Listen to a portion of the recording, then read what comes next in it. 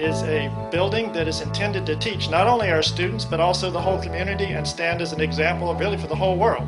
It is literally the most advanced sustainable building in the world. There's no other building anywhere that puts as many features under one roof as this one does.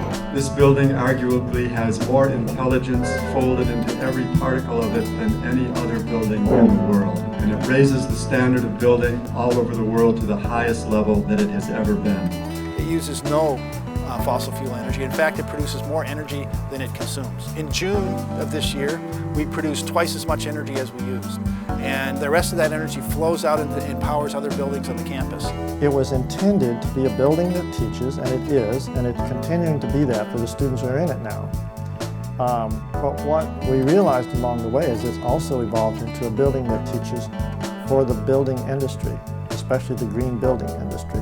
50% of the energy that flows through our economy flows through buildings. If we're going to consider how we can live in the future, we have to think about buildings and how we use energy in buildings. So this building is a fantastic example of the best thinking today, what we can do with buildings. We use solar energy, we use wind energy, we collect and store our own rainwater, we use passive solar design with the shape and form of the building and the placement of windows in the building.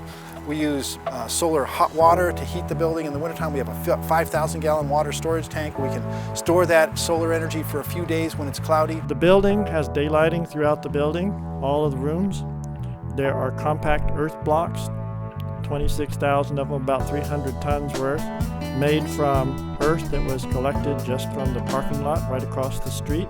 CO2 sensors that keep the oxygen levels at the right level, and finally whole trees that hold up the roof structure. Putting all of these together in one building is something that's revolutionary and really hasn't been done in another building in the world. We really have a very new standard that we want to establish with this building. A new standard accomplishing something that no one has been able to accomplish before.